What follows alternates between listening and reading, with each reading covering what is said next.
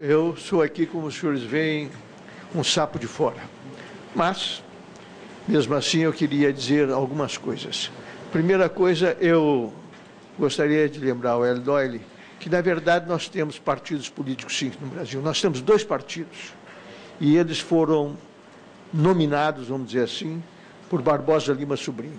É o partido de Tiradentes e o partido do Joaquim Silveira dos Reis.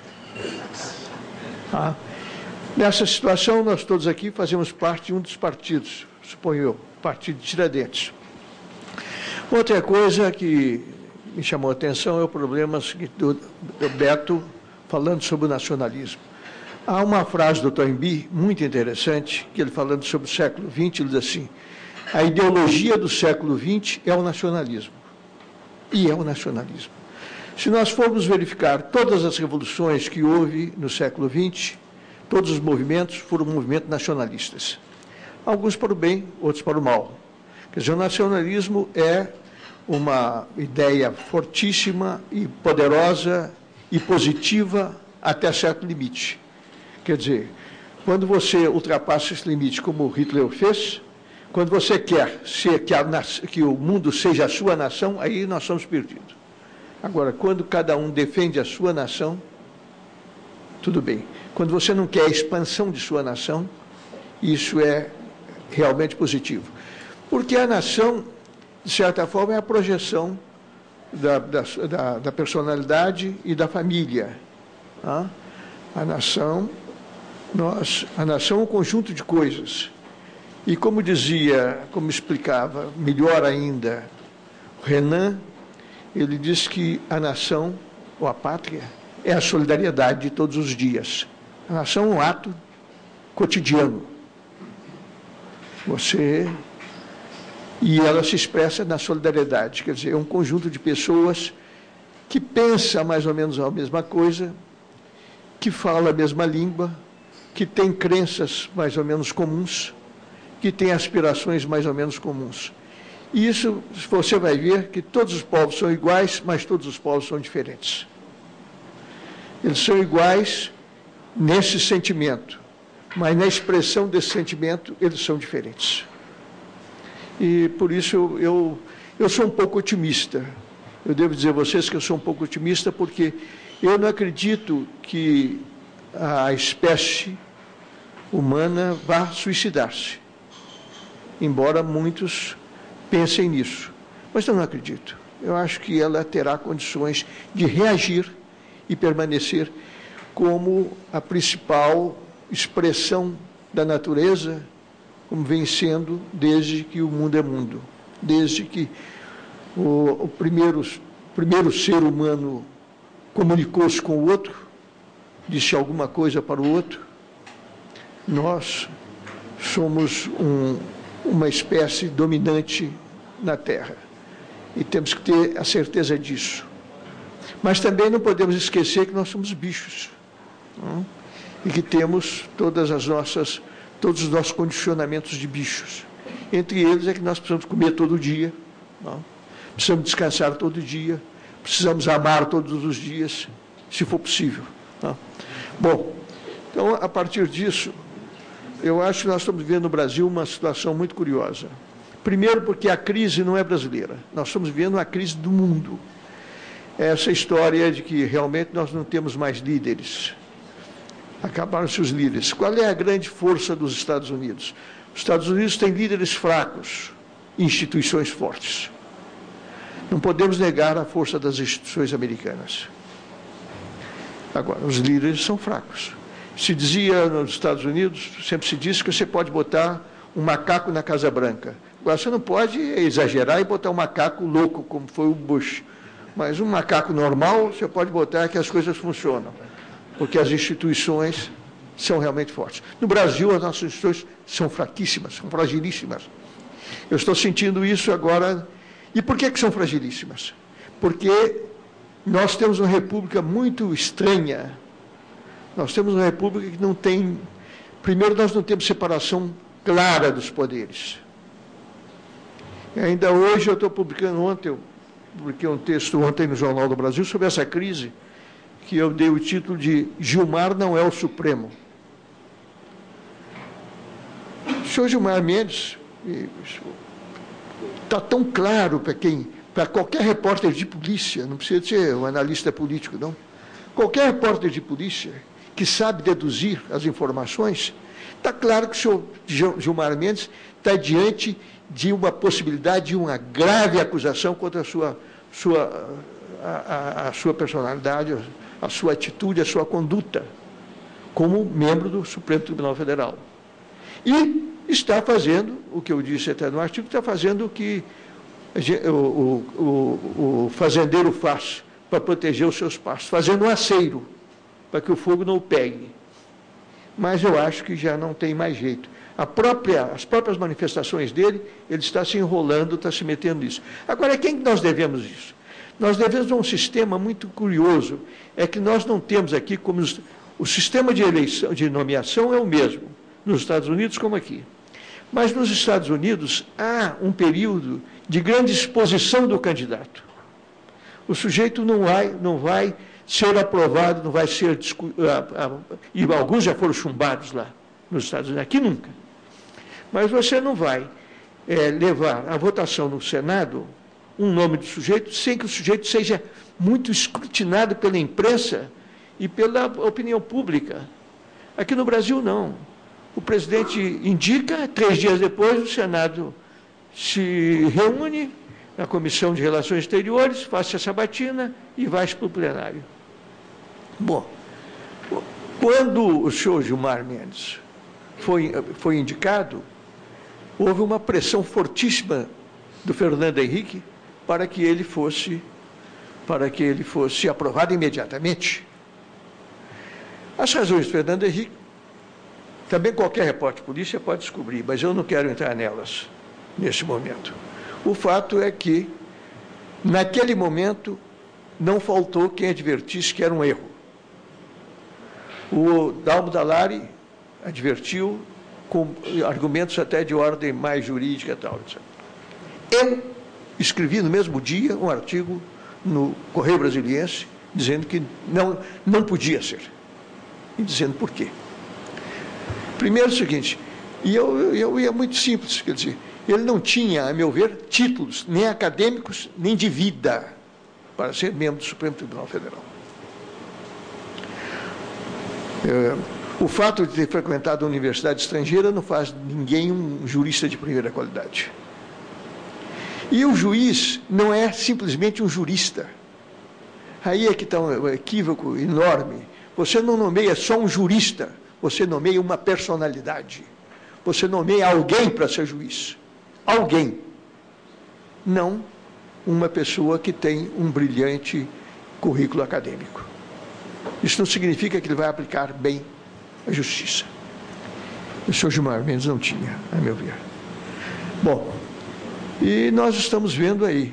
O Dalmo Dallari foi ao ponto quando disse o seguinte: as próprias instituições, a própria situação institucional do país, a própria Constituição, a própria sobrevivência constitucional da República estará em jogo. E está. Esse homem criou uma crise que, se não houver bom senso, ela pode ir avançar longe. Ele criou isso. Eu disse, ele vem com essa coisa, ele sozinho é que está dizendo que ouviu do Lula isso ou aquilo. Primeiro, seria muito natural, e eu também defendo isso, seria natural que o Lula dissesse isso para ele. O erro do Lula é que disse para a pessoa errada. Quer dizer, a política, e essa é a situação política, se faz de conversa. Olha, se um dia for realmente conhecido como foram os nossos esforços, e eu deles participei, para que nós acabássemos com aquela situação que nós estávamos, daquele impasse na vida nacional entre os militares e nós que pretendíamos mudar aquilo e que achávamos, com todo respeito pelos que lutaram, pelos que morreram, que a luta armada não levaria à solução, que nós tínhamos que ir para a luta política. As conversas que nós tivemos, um dia, quando isso ficar sabido, ver qual foi esse esforço, o esforço terrível de conversar com canalhas que a gente teve que conversar. e tinha que conversar, não tinha outro jeito. Agora, o Lula realmente escolheu a pessoa errada, se é que houve o diálogo, que eu também não tenho certeza dele. Se foi apenas uma conversa assim, essa conversa que todos nós podemos fazer, mas será que precisa julgar mesmo essa porcaria logo agora? Por que não pode esperar um pouco? Tem eleição aí, tudo isso? Pode. Por que não? Por que não? Agora, esse cidadão leva um mês para falar com o presidente do Supremo Tribunal Federal, que é o Aires Brito, de que o Lula conversou com ele. Um mês. Tá? Um mês. Por quê? Porque antes não lhe interessava. Quando ele viu que o fogo está chegando perto, então tem que fazer o acero. Tá? Porque se essa CPI for as últimas consequências, quem é que diz que não há alguém aí? Bom, a Polícia Federal não pode exibir isso porque não foi autorizada pela Justiça. Mas quem é que não diga que não exista gravações aí entre Demóstenes e Gilmar? Isso pode aparecer. E se aparece, como é que fica? Tá?